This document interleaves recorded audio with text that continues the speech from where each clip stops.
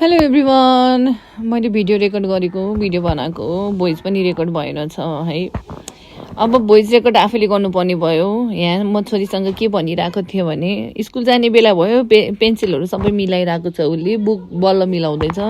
जुत्ता हेर्नु, जुत्ता 8 वर्षको बच्चाको जुत्ता चाहिँ कस्तो ठुलो साइज देखिरहेछ, ठुलो देखिरहेछ। बल्ल 8मा लागिरहेछ। खुट्टाको साइज चाहिँ कत्रो ठुलो के, त्यो जुत्ता चाहिँ कत्रो ठुलो के साइज, खुट्टै ठुलो।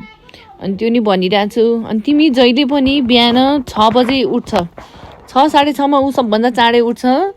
चाँडै उठे पनि उसको स्कुल जाने टाइम चाहिँ जहिले ढिला। ऊ एकदमै लोसे भन्ने के भन्ने, एकदम बिस्तारी कि स्लो मोसन, अति नै स्लो मोसन ऊ जुत्ता लाउन लागिरहेछ। लास्टै स्लो मोसन भयो। अब के गर्ने होला, ऊ बिस्तारै जे पनि बिस्तारै स्लो मोसनमा गर्छ। सबै मैले गरिदिनु पर्छ यो बच्चालाई। भएको चाहिँ के हो भने थाहा छैन। अब खुरुखुरु जुत्ता लायो, ढिला भयो, 9:45 भयो भने गाह्रो छ भाइ उसलाई त। सबभन्दा चाँडै उठ्छ फेरि, अनि ढिला चाहिँ किन लास्टमा हुने हो, अचम्म लाग्छ। एकछिन मोबाइल हेर्छ, एकछिन किताब पल्टाउँछ, होमवर्क के छ बाँकी हेर्छ, अनि बिस्तारै बुक मिलाउँछ। जे पनि बिस्तारै के, उसको एकदमै फास्ट भनेको त उसको के पनि छैन। यसो उसो भन्ने मात्र हो। उठ्न पनि उसले साइत हेरेर जुरुक्क बल्ल उठिरहेछ।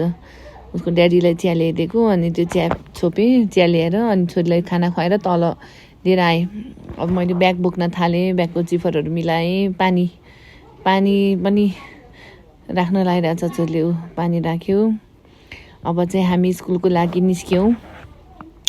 ढिला भइसकेको थियो, 9:45 भइसकेको थियो। धन्न स्कुल बाहिर घर 2 पाइला मात्र हो, घर र स्कुल है।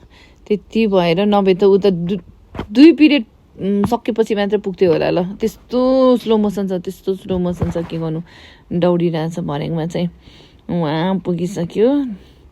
यो स्कुल र घर नजिक भएपछि चाहिँ अलि ढिलै गर्ने रहेछ क्या। उठ्न चाहिँ फेरि एकदमै उसलाई त अर्जेन्ट के न काम जस्तो बिहानै उठ्छ, मोबाइल हेर्छ, ढल्छ, यता ढल्छ उता ढल्छ। मलाई नउठाउने, म एकछिन सुत्छु, मलाई निन्द्रा लागिरहेछ भन्छ। आज स्कुल जानु नपरि नि हुन्थ्यो नि, मामुसँग एकछिन सुत्न पाए नि हुन्थ्यो नि, त्यस्तो भन्छ। मामु पनि आउनु न, एकछिन सुत्नु न, मसँग के गरेर सुत्नु न भन्छ। के भन्छ। धन्न उनीहरूको फर्स्ट पिरियडमा चाहिँ यस्तो हुन्छ, कहिले म्युजिक, कहिले आर्ट, कहिले ड्रइङ, कहिले डान्स, कहिले स्पोर्ट्स हुने भएर। नभए त साँच्चै हो उसको पिरियड नै छुट्थ्यो क्या, मलाई चाहिँ त्यस्तो लाग्छ। अनि त्यस्तो नभन्नु न, मामु पनि भनिरहेछ बेलामा। अब के गर्ने हो, कहिले मात्र सबै आफैले गर्ने हो। खाना नि खुवाइदिनु पर्छ, सबै भन्नुपर्ने भयो कि, सबै भन्नुपर्ने भयो। बच्चा हेर्दा बाहिरबाट कति बाटो छ, तर के भएको। आज एक दिन छुट्टी भइदिए नि हुन्थ्यो अरे। ल शनिबार आइतबार छुट्टी छ। अब हिजो एक दिन स्कुल गयो, आज एक दिन छुट्टी भइदिए नि हुन्थ्यो अरे भन्दै। ब्याग पनि स्कुल पुग्न लागेपछि गेट नेरीबाट म आफै बोक्छु नि भन्यो।